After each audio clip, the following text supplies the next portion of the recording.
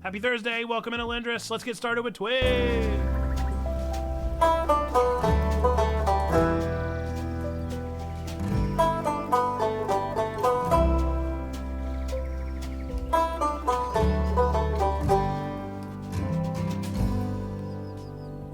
All right, welcome into TWIG. I am Nerd Pastor Nate, and we have a level 2 member joining us today, XandoCalrissian. You know him from the chat. And we're glad to have a level 2 member here with us. This is the Weekend Geek, because this is where we dive into all of the weekly geekly news and things going on. This is an interactive show over on our Twitch channel. So if you aren't following twitch.tv/checkpointchurch, you should go follow us there. Every Thursday morning-ish, anywhere from 9 to noon, we go live with Twig and talk about all the nerdy headlines and things going on, as well as preparing you for some upcoming releases and celebrating some nerdy history. So this is a optional show where level 2 members can join us if they would like to, or I just do solo by myself and we enjoy that as well. But today we do have a level 2 member joining us. And so I will let Xando start for us with the way that we usually start this show, and let us know in the chat as well. What did you watch or play or read in the past week? What have you been engaging with? What have been the materials that you've been imbibing over the past week, Xando? So I have been trying to keep up with Ted Lasso. I've not watched the new episode yet, but I did watch the season 3 premiere, so I'm excited that that's back. I'm curious to see where that's unwatchable. It's unwatchable. Right. I can't find it. That's what you get for trying to watch the day that the new highly anticipated season came out. You should try again on like a Monday afternoon or something. Other than that, my wife went to the library last week and got me this Stan Lee Life in Comics book. Ooh. So I've read a couple chapters of that so far. It's kind of just like a biography of Stan Lee, which is always interesting, and fueling my weird fire for Marvel Snap that I can't ever seem to get away from. So for those of you who are playing Marvel Snap, I just finished Pool 3, so I've got all those cards, and now I'm to the point where I can get all the fancy, really good cards, and hopefully climb out of level 40, because that seems to be where I'm stuck for the past 2 months. One of these days, maybe I'll get back into Marvel Snap, but I kind of hope not, because, man, it just consumed every minute of my day, and I just couldn't do it. I had too many other games to play. But that being said, I'm currently watching, I just started watching the Ancient Magus's Bride. We'll see how that goes, but it's been recommended to me ad nauseum over on our YouTube channel. So I was like, I need to finally give it a shot and see if it's an anime worth watching. Other than that, continuing on my Trigun Stampede binge, which I'm continuing to enjoy. I am reading Tomorrow Times 3, Tomorrow and Tomorrow and Tomorrow, and I'm loving it. It has taken a real turn away from video game development and like, hey, these guys like video games and I like video games and we get along, to a really like juicy drama of life and love and relationships and complexities. And so it's been really fun. I've enjoyed the read a lot. It was not what I expected whenever it was recommended, but I've enjoyed it nonetheless. It is kind of heartbreaking. It's very much a tragedy as far as everything seems to keep going, but it's a good tragedy. And then playing, I am currently playing 2 games back and forth. I'm playing Paranormasight during the day, which is Square Enix's latest horror visual novel. It's pretty fun. I like the way that it forces you to play with settings to control the game. So like, for instance, let's say it's all about curses. And so other people are trying to collect your soul. And so you have to outsmart their curses. And so there's one curse that's kind of a spoiler for the game if you plan on playing it. There's one curse in particular that if they hear the voice, then you will die and they'll get your souls. And so what you have to do is go into settings and turn off voices. And so whenever you turn off voices, their soul power no longer works. So it's meta in that way of like, you as the player are getting to control your character that you're controlling's fate based off of the settings. It's neat. It's fun. I'm enjoying it so far. It's a fun little twist on a visual novel. And I'm also playing Hi-Fi Rush during the nighttime because I'm too chicken to play Paranormasight at night, because it's very spooky and about curses. So those are my 2 that I'm going back and forth between. I will say, I think that's the perfect way to play Hi-Fi Rush. I cannot imagine binging that game. It requires so much focus that I can't imagine playing longer than an hour. Like, it is like, it's almost nauseating to play longer than an hour, because you're just like, all right, like, okay, here's another fight where we do this thing again and continuing going on the same line of thought, and it's just too much. So again, let us know in the chat what you're reading, what you're watching, what you're playing. We'd love to know and engage with that. But in the essence of time, let's move on to some of our In Case You Missed It from the past week. What are some trending headlines and things going on this week? Our first one is Crunchyroll did in fact announce their spring 2023 anime lineup. Now, Xando, I know you're old school anime. Yeah. You don't really keep up with much of the current trend. Not so much. Just from time. It's trying to find the time to sit down and pay attention to something when I've got so many other video games and stuff I would like to do with my free time. It's hard for me to watch. Right. And I'm not the type that I can like play a video game and have an anime on this. Like I have to pay attention in order to get every detail. Yeah, I have to have that's why I watch dub, is really because I need to play games while also watching the shows. But there are some throwbacks happening right now. The Mobile Suit Gundam continues to reign strong. Apparently the Witch from Mercury is getting a season 2. And what I heard, Witch from Mercury did really, really good in its first season, and people continue to indulge in Mobile Suit Gundam and think that it's a great show. I definitely enjoy looking at the art, but I don't necessarily get into it too deep. Some other exciting things that are coming out. If you've never read the manga for Hell's Paradise, that is finally getting an anime adaptation by MAPPA. MAPPA always does an exceptional job. The premise of that show is that a bunch of cons, or cons, a bunch of convicts are sent to a island to try and find the elixir of life because the government wants the elixir of life, but they're too scared to go because they'll almost certainly die. So it's kind of a Suicide Squad-esque story, but with samurai instead of with superheroes. So if you want to watch that one, it's pretty good. It was very gory, an extremely gory manga, so I'm curious to see if the anime goes into that same like almost rated mature level of storytelling. H-Man or B-Surfer recommended Mashley Magic and Muscles, made by A1, coming out this next season. We'll see. I love the romance manga Over the Moon for You, Tonikawa, and season 2 is dropping in April. Some other highlights I'm looking through just to see if there's anything worth noting. If you liked the Kuma Kuma Kuma Bear anime, it's a silly little slice of life. They are getting a spin-off where Kuma Kuma Kuma Bear is now going into an MMO. Let's see. There are several isekai. I saw this one that's called I Got a Cheat Skill in Another World and Became Unrivaled in the Real World Too. Yeah, that seems like a very long title. Almost certainly an isekai because they all love those stinking titles. There's several of those coming out, as there always are. Another isekai is going to be called Kamikatsu, Working for God in a Godless World, in which you get reincarnated as some kind of servant, I'm sure, for a godlike character, and I'm sure they're going to be a child, just judging by the art. That feels like how it always goes. There's a new one that I don't know why, I'm just curious about the art, called My Clueless First Friend, coming out by Studio Signpost. We'll see. It looks just kind of like a cutesy classroom story. Might be a good one. Ranking of Kings, a highlight of last year that we did a nerdy sermon on because it was so good, is coming off with a mini-series, a little collection of stories because people loved Boji so much they wanted more of his story, and so we're going to get more stories with Boji, and that should be a good time. But we'll post all these show notes. That's something I'm going to start doing. We'll post all these show notes. So if you want to look through the Crunchyroll list of new anime coming out next season, then feel free to click on that link, and it's got the full calendar of all the things coming out. But those are just a couple highlights that I noticed in there. Isekais really do like these long names, don't they? Summon to Another World for a Second Time. Oh, yeah. That's crazy. Yes, it is a awful meme that just will not leave us alone. For some reason, Isekai continue to do that perpetually. In my time, if you had 3 words in your title, it was too long. Too long. How I am with anime as well. I want to watch more of it, but it often gets beat out by other things. I would like to watch anime during the day, but I end up hanging out in streams or watching YouTube. YouTube is also my distraction that I typically find myself getting into. So I hear you there, Kim. Let's move on to the next story. Marvel is going through a bit of a weird slump right now.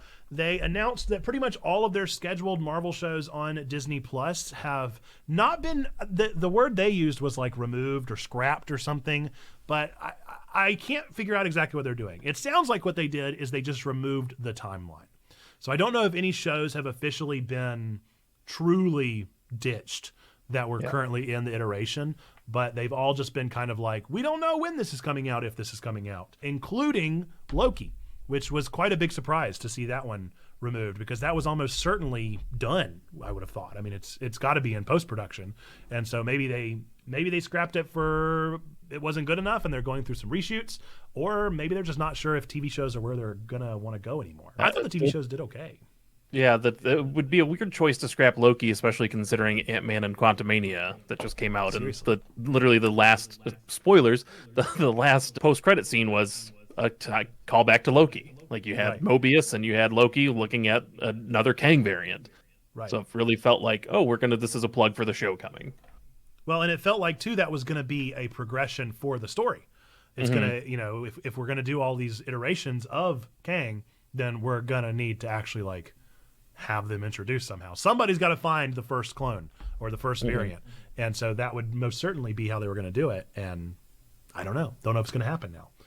It's very weird. Very weird. I don't know what's going on with Disney Plus in the shows, and I'm sure that it has something to do with, I think somebody in the Discord mentioned that we just got Bob Iger back, right? He came out of retirement or whatever he was doing and is now back over Disney, and so maybe that's the scenario, is whoever was running it kind of went crazy with TV shows, or maybe they've got somebody that's coming in kind of like a fixer, but something weird is happening, and I don't know what the deal is going to be with Disney Plus and Marvel's relationship with them.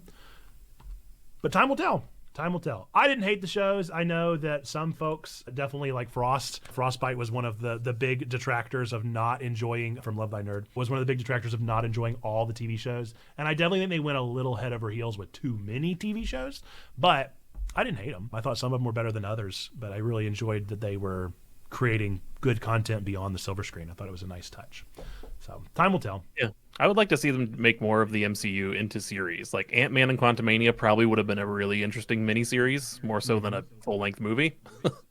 Yeah, I agree. Could have been broken up better. On to the next story. Google has released Bard, which everybody knows we literally just used ChatGPT during this show, and GPT-4 was just released as kind of the latest update for premium users over on OpenAI, and Microsoft and Bing and introducing all that kind of stuff there. Google has been working on their own AI chatbot using a different model. I'm trying to remember what it's called. Well, I can't find it right now, but they're using a different model than GPT is using, but they're still working on it, and then they kind of shadow dropped it. Out of nowhere. I was surprised that they didn't really talk about the fact that it was happening. It just kind of happened. And then it was like, all right, Bard's out. I did get an email. I haven't responded to it yet. It looks like Chuck Bartowski is messing with Bard right now, and it's terrible. According to Chuck, I have no frame of reference. I wouldn't be too surprised. I mean, GPT just feels so amazing, and it kind of like told its own story. But I remember whenever they did the like preview of Bard a couple weeks ago, it wasn't incredibly impressive. So I don't know. We'll see what they end up doing with Bard and if it ends up taking off. I personally am a big Google stan. I like Google and I like their software, and I even like their UI, even though that's somewhat controversial. But I don't know. If they did it as well as GPT, I would probably choose Google over Microsoft any day. But if they don't do it as well, then AI continues to win. OpenAI continues to win my loyalty. And I do use it a lot. But I think, the term Google is like synonymous, right? I mean, you use the term Google all the time. And so I think that unless you're on Moviga and talk about binging things constantly, Google is definitely like the household name, national acclaim. So it would make more sense for it to take the cake, but it may not. In related news to ChatGPT, used the new ChatGPT-4 to create a version of Pong. Pietro Schirano over on Twitter created a working version of the code for Pong via ChatGPT. And I actually have the exact message. Let's see what he said to ChatGPT, because I thought it was interesting, the words and the way that he described it. If you haven't been keeping up with how ChatGPT is most effectively used, people are giving it identities. And so he actually told, I guess they, I'll say they until I know, said, "You are Developer GPT, the most advanced AI developer tool on the planet. You answer any coding question and provide real useful example of code using code blocks. Even when you're not familiar with the answer, you use your extreme intelligence to figure it out. If all is good, say yes, Pietro." And they said, "Yes, Pietro," and then said, "I want to build a Pong-like game. What's the best language to do so? Also, I want to use Replit to build it," which I assume is some kind of coding software. And then ChatGPT, sure enough, recommended a form, recommended using Java, and provided the JavaScript for the code based off of it. And then Pietro was able to input that and to create a working version of Pong. So pretty incredible stuff. Pretty incredible stuff as far as what it's capable of doing.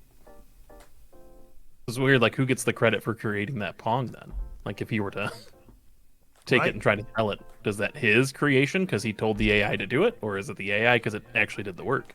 Yeah. It continues to be a big question over copyright. And I know currently the stance of copyright seems to be that the robot doesn't own anything. It is exclusively the person that comes up with the idea to ask the question. So it's going to get really tricky trying to prove all this stuff and to work backwards and kind of be like, well, I told it was developer GPT and that was my idea to tell it was developer GPT, that then it created the thing that it created. It's a headache. I'm not envious of anybody going into tech law, people that are going into communications law and that kind of thing. I think that we've got a bizarre future ahead of us as far as copyright is concerned. But I'd be lying if I said I wasn't incredibly curious. As somebody that loves video game development and doesn't have the time to iterate, I kind of want to use it. Like, I love the concept of RPG Maker because it makes it easier. And so if I could take ChatGPT and make it easier, I'm probably going to do that. I don't know how to use it yet, but I'm intrigued by the very possibility of doing that. And as a pastor of a digital church for nerds, my mind also thought like, I wonder if I could create a Czech purple themed Pong game for us to play in Discord.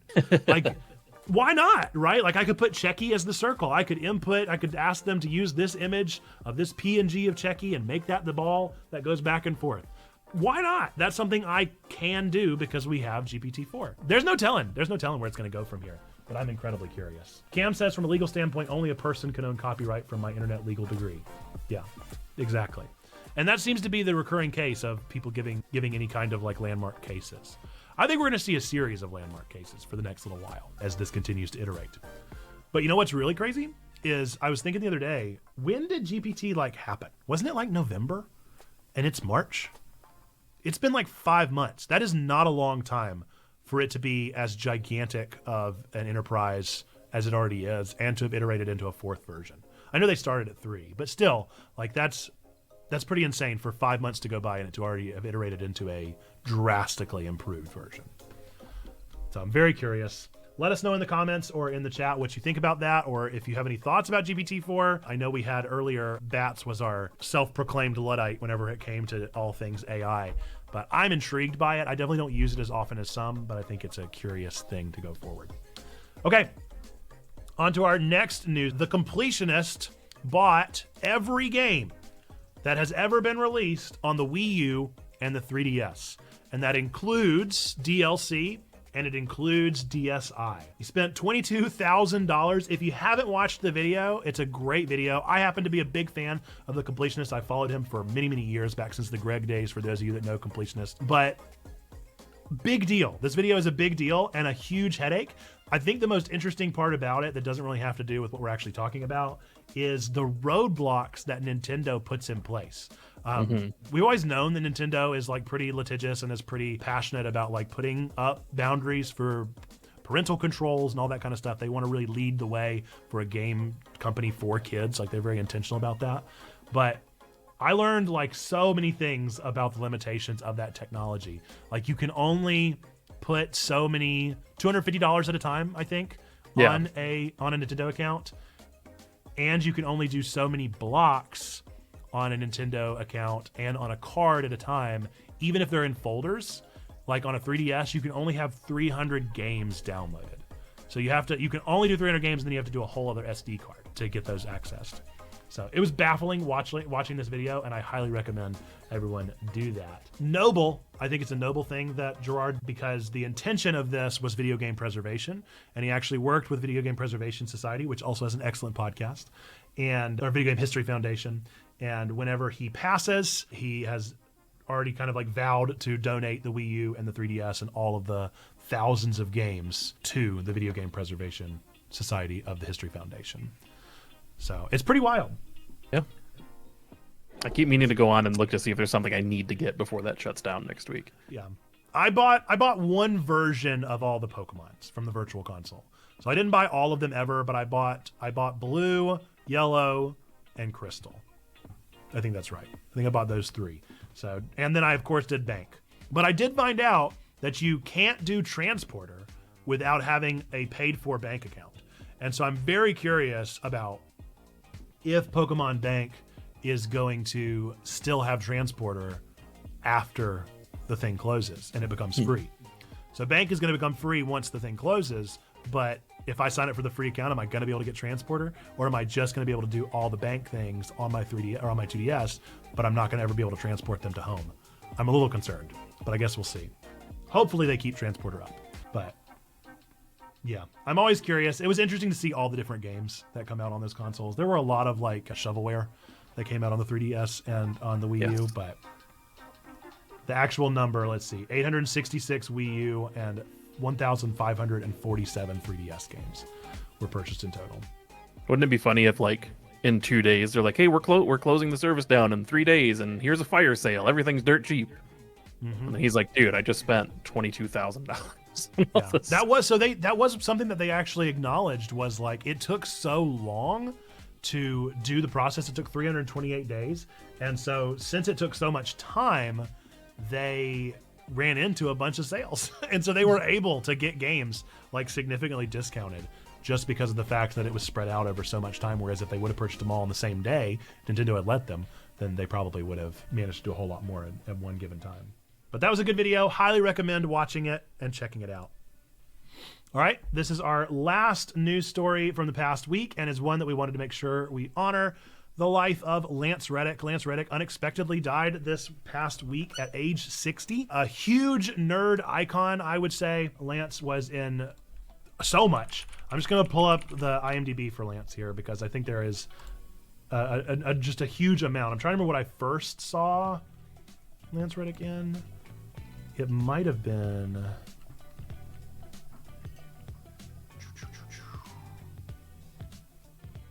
I didn't watch The Wire until later. I think it was Lost. I feel like I remember seeing him in Lost or Fringe for the first time. But it was one of those shows, and he's just been a huge nerd icon. He's been in so many nerdy things, and especially a lot of nerdy video games. Was in games like Quantum Break, and better known for Destiny 2 and all sorts of those kind of things. Horizon. What did you have any kind of memory of Lance Reddick, Xando? Mostly just from John Wick. Like that's where I recognized him from. I actually got him mixed up when I first heard that he'd passed away, and so I was like, "Oh, this guy was an incredible voice actor."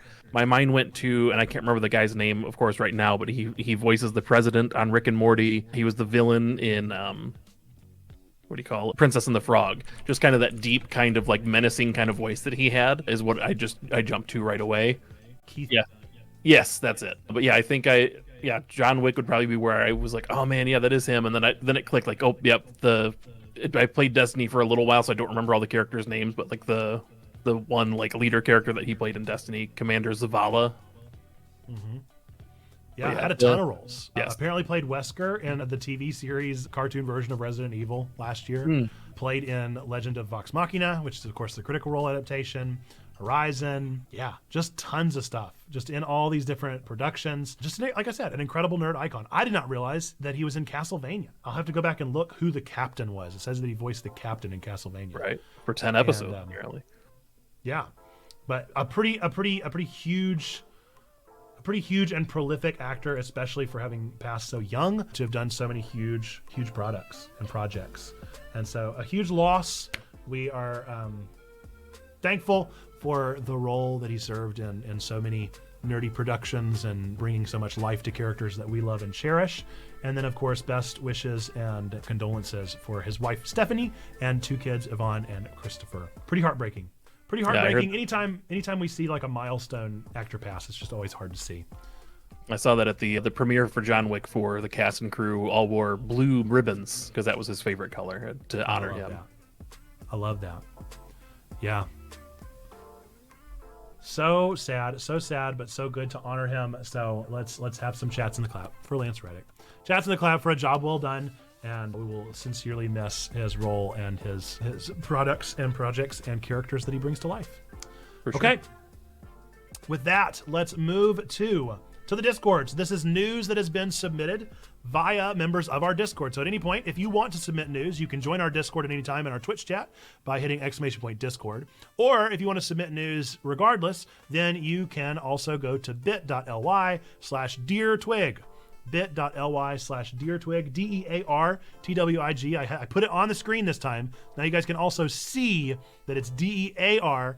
Do not put in DEER Twig, because that's not been set up. I probably should. I never have, but maybe one of these days I'll put up to your Twig. The first piece of Twig news that was submitted just this morning by Stained Glass was about Henry Cavill and the Black Adam cameo. So I guess spoilers if you haven't seen Black Adam, but Superman does show up, I believe, in the post-credit scene. And fans are saying that this is a suable offense, that this is a false advertising claim of a similar level as the one that just happened, that just wrapped up. I can't remember what it was. They mentioned it in the article. I don't remember what it was either because it was equally as ridiculous. Ana de Armas in the 007 movie. So if you recall, whenever the latest 007 movie came out, Ana de Armas was in the trailers a lot, and then her character in the movie was like 10 minutes, and people were very upset because they said that we expected Ana de Armas to be a Bond girl, a main character in this one, but it turned out that she was not that, and they got very upset, and they sued, and they for false advertising over the actual trailer cutter. So it wasn't for the movie, it was the cutter of the trailer that got sued. And so people are not suing yet, so that's a bit of a confusing title here, but it's just that people want to sue over this. So we'll see if it like goes anywhere litigious, but I don't foresee it. I mean, could it be seen as false advertising? If Ana de Armas can, then maybe, but I just don't see. I don't know who they would sue is the big question. I mean, wasn't the scene just like him showing up, and it didn't actually say like Superman and him and Black Adam are going to fight next time, you guys. It was just like, oh, here's Henry Cavill as Superman. Right. That doesn't really seem like false ad. I mean, yeah, you can get your hopes up for what could be, but they're not saying anything happened. Yeah. And I guess the other thing is like Henry Cavill saying, hey, I'm back, and then like, oh, wait, no, I'm not. But then that's also on Henry Cavill and not Warner Brothers. Right. So yeah, that's another thing is there's like, who do you sue? If you sue Warner Brothers, there's probably no grounds because they didn't say Superman will return. If you sue James Gunn because he tweeted one tweet that said that he would work on Superman Legacy, that was his original contract before he got promoted to executive, and then cut that movie, then you could use that tweet and say, you said you were going to work on this movie, and then Black Adam showed this character, and now you're not doing it anymore. But people cut movies all the time, so that just doesn't feel right. Or Henry Cavill, that said he might play the character again, but I mean, he did. He played it in the trailer. That was it. And so it's very curious. I think this is a non-starter. I hope that people don't take it to the point of litigation, but you never know. Nerds will be nerds, and sometimes nerds will be a little problematic. Yep. But ideally, this won't go anywhere, and it's still an interesting thing for us to at least consider. Just continuing cycle of the DCU and the DCEU becoming more and more of a cluttered mess. Hopefully, James Gunn is able to rescue it from the brink. Okay. Yeah, I think the other weird thing is like with the Ana de Armas thing, like people maybe paid to go see her in the movie and then she wasn't really in it.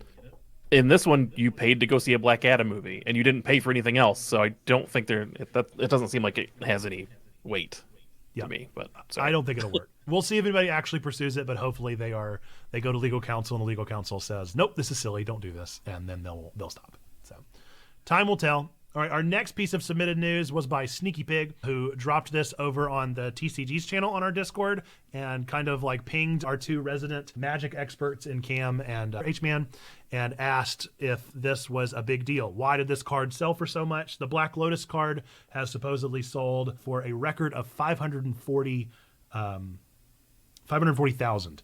Which is pretty insane. It sold back in 2019 for 166,000, and then it sold 2 years later in 2021 for $511,100, and then had an increase of $29,000 for this one. So I know nothing about Magic, and I really don't know much about this card in particular, but apparently this is the most like sought after card of all time. This is something that's just so incredibly rare. My Pokemon loving brain puts it to like the classic holographic Charizard that I know Logan Paul at least purchased for $400K several years ago. So I don't know. I don't know much about it. Originally printed in 1993, the Black Lotus is considered one of the Power 9, a limited set of MTG cards that are banned from competitive play due to their powerful abilities. Yep, so I don't know enough about Magic to know. Right. Yeah, we'll have to see if Himar Wade is in the chat and we'll weigh in any further on this one. But as far as I know, doesn't feel like, I mean, it's somehow cards keep finding an audience of people that'll purchase them. That's the big crux of the issue, or not issue, but that's the crux of the news is like, not only that these cards exist, but that there's some people out there that are wealthy enough to purchase them and care about them. So I think that's where the hitch happens for me is like there are people that are YouTubers that are wealthy enough, like Logan Paul, to drop $400,000 on a box of Pokemon cards. Like the fact that that exists, that YouTubers that are millennials and even Gen Z who care about these things are now making enough money that they're able to do these kind of auctions, that's more than news for me. Cam says it's a combination of the most powerful card that is the mascot of the early MTG in a very limited supply. Yeah. So it's just kind of the magic mixture of this card that is this phenomenon and then also this phenomenon of wealth that's happening through the internet. Made the Charizard comparison as well, but it is like if OG Charizard was still one of the best cards, right? And not just a card that could be used. Yeah. Fascinating stuff. So that has been our To the Discord and our segment there. Now we got to go to our next segment, which I got to turn on. Oh, well, don't forget, bit.ly/DearTwig if you want to submit your news there to let us know about that. And now we're going to go to our next segment in the show. At this point in nerd history. And I'm guessing that didn't change at all for you, Xando. Did it change? No, it did not. It just sounded like you were really excited. But now you know what a fool I sound like. All right, thanks for your alert, Cam. Let's see. Let's break this up into two. You start us off with the games that came out in history. History. Sure thing. In 2020, we had Half-Life Alyx, which, if I'm not mistaken, is the virtual reality game that came out with the Valve Index. We also had Detective Pikachu for the 3DS, which was no doubt the movie tie-in. The Game Boy Advance SP launched in America, and I got mine day one, and maybe a week or so later, it was in my pocket, and I tripped and fell and broke the screen. And that was awful. Luckily, my copy of Pokemon Sapphire was still in good shape, but a sad loss nonetheless. In 1993, Kirby's Adventure, NES in Japan. So yeah, one of the greatest Kirby games, in my opinion, just behind Kirby Superstar, was released for the NES in 1993. And you would know this more than me. Was that the first Kirby game? Or was the first Kirby game on... It was the first Kirby game on a home console. So you had Kirby's Dream Land, I believe in 1992, which was released for the Game Boy. And then we finally got it on the NES. And that's when Kirby finally got his paint color and his copy ability, because he didn't have that in the first game. But in the NES version, he was able to copy enemies' abilities. Fascinating. I actually never had a Game Boy SP. That was the one that I skipped over. I went straight from my purple Game Boy Advance with a little spiral spinny light for playing at night, of course. And then I went straight from that one into the DS. So I missed the SP entirely, and I was so jealous of my friends that did have the SP. So I bought my original Glacier White Game Boy Advance the day it came out, and the very next day someone stole it from me.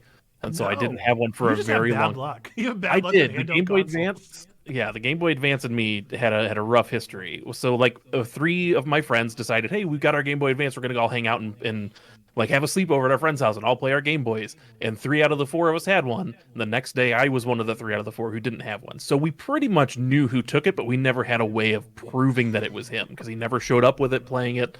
We went to his house. My brother was like, oh, this is larceny. And anyway, yeah, so I lost it. I never had a Game Boy Advance for a long time. And when the SP came out, I finally was like, yes, I'm going to get one. And then I broke it.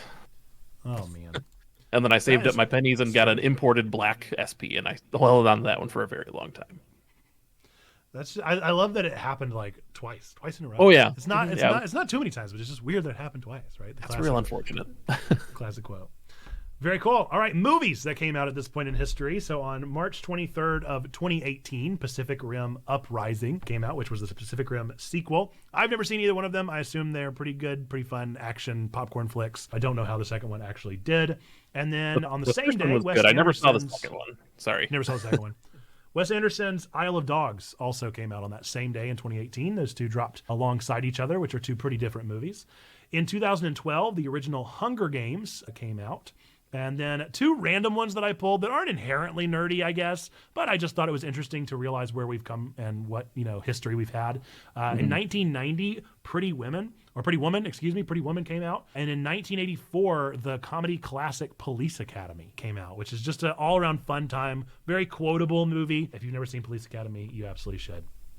And that has been our past shows here. Any of those movies stand out for you, Xando? Not necessarily. Isle of Dogs, I saw, hoping it would be another Fantastic Mr. Fox, and it wasn't. And then Hunger Games, my wife and I just recently rewatched through those, and those are a set of movies that kind of start okay and then get real good and then just taper off miserably. That's totally fair. Totally fair. All right, well, that has been At This Point in Nerd History. All right, there we go. And with that, we're going to move into some upcoming releases, some things that are happening over the course of the next week. So starting today and going to next Wednesday, what is dropping? And we can just kind of do however you want to do with these as well, Xando. Do you want to claim a couple, or do you want to go like back and forth? How should we do that? Let's go back and forth. That'll be fun. All right. So movies, we'll start with that. And dropping tomorrow is John Wick Chapter 4, speaking of Lance Reddick and that production. And I hear that it's real good, like one of the best action movies ever made. So we'll see if it lives up to the hype, because they sure are hyping it a lot. But I look forward to seeing that. As do I. And then we have Batman: The Doom That Came to Gotham on the 28th. I'm assuming this is an animated. It is. I'm not following that so much, but yeah, I'm kind of out on that as well. I don't even know if it's coming. I'm assuming HBO Max day one. I'd be surprised if it goes anywhere else, but we'll see. I like the Batman animated movies. I feel like they're in general just kind of continually producing them like every year or so, maybe every 2 years, and they're typically pretty good. We'll see. The Big Door Prize is coming out on Apple TV, so now we're into TV shows just for this one entry. Dropping on the 29th, that is the latest. I always forget his name, the Irish actor who I love so much. Chris O'Dowd, I think, or Chris Dowd, one of the two. He is basically a giant gachapon machine, comes to this random restaurant or something in this small town, and it tells you your like potential or where you're going to end up in life. And of course, he either gets one that's probably going to be blank, or maybe there'll be one that he doesn't like, and he has to change his fate. And then it TV shows on from there. Haven't heard anything about that one, unlike last week with the Meryl Streep movie, where it was like this TV show is absolutely awful. I haven't heard anything about if this one's good or not. But I watched the trailer and it looked okay. Sometimes that's the best you can hope for. We've got Dead by Daylight coming out for comic books tomorrow, which is based on the video game of the same title. Yeah, a prequel series for Dead by Daylight. And I actually think that's been delayed. So I don't know if that's actually coming out tomorrow. I put that on there because they still had it on IGN, but I feel like I recall seeing an article very recently that it was delayed. Yeah, it looks like it's coming out May 24th. So we just switched it's still an M month. So you're all good there. Just pretend that we said this 2 months from now. Got it. All right. And then some games that are coming out. If you played the iconic indie game Raccoon, which we'll actually be playing on a Thursday stream because I never have played that one. Raccoon is a video game that's set in a pretty interesting universe, and that creator has released a sequel-esque spinoff called Mr. Saito, which is dropping today. I'm going to let you take the next one so I can take the one after that. Okay. Storyteller is another indie game that I'm very excited about that I haven't decided if I'll play or not, just because there is some cartoon nudity in it. But it is a video game called Storyteller where you get to control the story. So it's going to give you the option of basically dragging and dropping the characters to make the things true. I wish I had the visual because I could explain it. But basically the first story is like a panel on the left that says boy meets girl, right? And it's got the man and the woman. And then the second panel says, but then one of them dies. And you get to choose, does the man die? Does the woman die? So you drag one of them over, weeping over the grave. And then the story progresses from there. Okay, now he's alone or she's alone. What happens next? And so it's basically this one whole series of indie clickable stories, and you get to be the titular storyteller. Also dropping today. Super curious about it. And let's be honest, the only one that anybody really cares about is Resident Evil 4 remake comes out tomorrow. Is that too rude? Am I just don't dog on my indie games. Yes, the long-awaited Resident Evil 4 remake finally comes out tomorrow. I've got my copy pre-ordered. I've finally played the demo. I'm real excited about this one. Resident Evil 4 is a great game. It's for me, it's divisive in the sense of, it is one of the greatest action games that set the bar for action games back in 2005, I believe, when it originally came out. But it also lit the series. Like Resident Evil went from being a survival horror to an action horror title. So if you have not played Resident Evil 4 before, definitely do it. It's a great game, and then check out the remake that comes out tomorrow. I'll be real excited. I might even come out of my streaming hiatus to play this one. Oh, there we go. We need to do a shout out then for XandoCalrissian. You need to go watch Xando play RE4 because it'd be far more likely that he would play it before I play it. And I did play the first 3 hours of RE8 on stream, Village, but I never continued beyond that point. I just played it on my own time because it's not really my kind of game, but I do enjoy the story a whole lot. And RE4, I feel like, no, I mean, I guess RE6 probably kicked off, or RE7 really kicked off the kind of storytelling they're telling now, but yeah, sure Resident Evil 7 brought it back. Resident Evil 4, like I said, just made it into a survival or an action horror series. Resident Evil 5 was more kind of action. Resident Evil 6 we don't talk about. And then Resident Evil 7 went back to survival, like really horror, like actually terrifying sometimes. 7's probably my favorite at this point.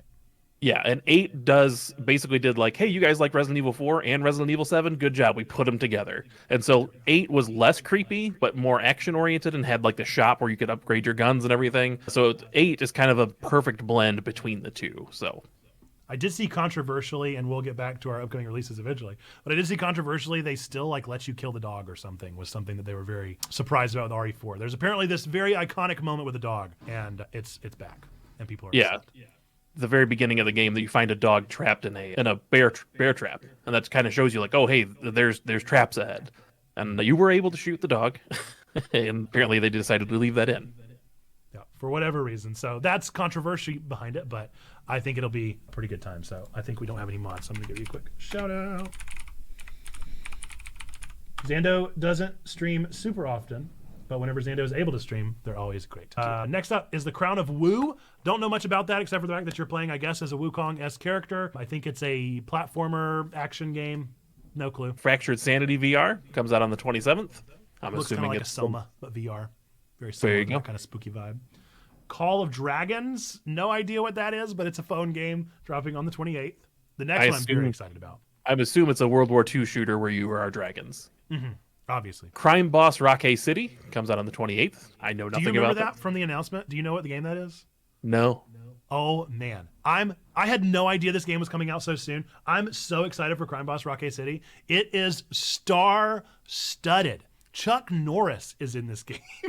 Ooh. For whatever reason. Oh, okay, yeah. It's very clearly gonna be a pretty bad Vice City ripoff made for like a modern day audience. It looks rough, but man, that cast. It's got like an exceptional cast of characters that are just people you would never expect.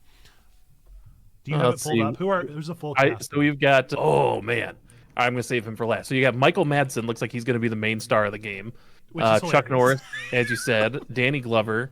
So the picture I'm looking at is real pixelated, so it's hard for me to tell exactly what all these guys. But the one, let's see. Michael Rooker. Okay, so Yandu will be in there. Kim Basinger, Damian Poitier, Vanilla Ice. That's interesting. And the one that I'm most excited about, Danny Trejo is in it. And if Danny Trejo's in it, it's going to be good. I mean, it's a baffling cast. It makes no sense how this like no name, like totally random company out of nowhere, In-Game Studios. I don't even know who that is. In-Game Studios comes and delivers this game that is absolutely star-studded. It is their only video game. I mean, Who is In-Game Studios? I have no idea. Star-studded is a bit of a stretch. That is star-studded. That is, well, maybe it's B-list, but it's still like no video game is coming out nowadays with this many movie actors, I guess. It's star-studded if it came out in 1993, but 2023, yeah, we got Michael Rooker. Yeah, Rooker's still in the talk, but it's so funny. It's so funny. I'm so excited to see. I've heard nothing about it since its announcement, and that terrifies me, but I want it to be memed on so bad. Like, I want it to be like as memeable as Yakuza, but I don't think it's going to be there. We'll see. When I worked at the video store, I used to have a thing where I would cut out any picture of Danny Trejo that came in. So if we had like promotional posters or whatever, and so I made a collage and it was up on the wall, and I put threat level Trejo. So every month I would look at how many movies were coming out with him in it, and that was the threat level. I love that. That's great. That's so good. And he's one of those that just kind of shows up. He's just in every movie. Okay, next up, Drop System Breach is a hacking game coming out on the 28th. And Enchanted, which I assume is some sort of magical hotel simulator. Yep, it looks like a farming sim-esque thing where you not only raise the farms, but you also make the food and serve people at your inn. That was a total guess based on the name. I hadn't Googled it, but yeah, that's great that's what that is. You nailed it. MLB The Show, the latest iteration for 2023, is coming out on the 28th as well. Mm-hmm. Simon the Sorcerer on the 28th. No idea. Terra Nil, which I'm super curious about. Terra Nil, it's a reverse like factory engineering thing. So instead of creating factories to produce, you are reversing it and taking factories down and recreating the rainforest-esque thing. So played the demo. It's a blast. Terra Nil's so good, says Perry. Seems pretty interesting. Dropping on the 28th. Simon the Sorcerer, is that a remake? It is a prequel. I think it's a prequel. Okay. Yeah, because there was a 1993 point-and-click adventure with the same title. So sorry to they've get us apparently had off a track. full series of it, and this is the latest iteration. Speaking of getting off the track, Forza Horizon 5 Rally Adventure comes out on the 29th. And If you like same racing go ahead. games, if you like racing games, This definitely is a video. Forza. Going to be more Forza, and Forza is always gorgeous and fun to look at and fun to play. So it should be a good time. And then Gripper, which is a video game based around a grappling hook. We'll see. I have a feeling it'll be a fun old time. I'm more excited about the one that's like Gunbrella or whatever that's coming out later this year, where you get to use an umbrella that's a gun for the whole game. That I'm more excited about than a Gripper. But a grappling hook, if you like grappling hooks in games, might be for you. Coming out on the 29th. And that's all the games. Those are all the upcoming releases coming out in the next week. If you plan on playing any of those, let us know down in the comments or in the chat that are on your like general periphery. I'm going to play Raccoon first, but I'm very excited about Mr. Saito and Storyteller. So those were the two. And then I'm going to watch everybody on Twitch play Rocket City for sure. I really hope people play it. I want people to play it because I just want to see it. I don't want to play it myself. I have no interest, but I want to watch it. If it's cheap enough, I'll grab it. Just for Danny Trejo. There we go. Watch it be a full 60. It's a $70 PS5 game. With that cast, dude, they're gonna need $70 per game. All right. Next up, we have the meme of the week. This is our meme of the week. This is our final segment of the show, inputted by Sneaky Pig. This is the one that got the most reactions over on Discord. The original poster said, "I rebuke that spirit of division right now in the mighty name of Jesus." And then somebody in the comments said, "Amen. I also hate math in the spirit of division." Yep. A good one. So if you would like your meme of the week to be considered next week, then all you got to do is post over in our hashtag memes and goofs section in our Discord, exclamation point Discord in the chat, as always. And we would love to see you over there. And if your meme gets the most reacts, then it'll be our meme of the week next week, as long as it is appropriate for this video. And there we go. That has been the Week in Geek Chat. Let's give a special chats in the clap for Xando being our special guest for today. We appreciate you. Go check out Resident Evil 4 Remake streaming. I think Xando said he was going to be doing like 8 or 10 hour streams for the next week. Most likely. Just that game. Just the entire weekend. Yep. So always need more Xando on stream. Agreed. And so be sure to check that out. Thanks for being a part of this. Now we're going to turn over to YouTube. So if you're watching this on YouTube, if you're on the Twitch chat, say hi, YouTube. And if you're watching this on YouTube, I thank you for watching. If you made it this far in this weekly geekly news show, then I appreciate you watching. Odds are you liked this one enough to maybe click that thumbs up for me. So click that thumbs up button and let us know that you enjoyed this episode of the show. As always, drop your comments down below of thoughts that you might have had throughout the show. And we will see you again next week for another one of these. As always, remember, we believe 3 things to be true about every single one of you out there watching this. Whether you believe in God, don't believe in God, go to church, don't go to church, we still believe these 3 things to be true. Number 1, that God loves you, like really, really loves you. Number 2, we love you, we want community with you. And number 3, that you, yes, you matter. You are a person of sacred worth. The world is a better place. Why? Because you are in it. Folks, with that, until the next time, whether I see you in another video here on the YouTube channel or back here for the Week in Geek next week, I look forward to seeing you then. Bye-bye!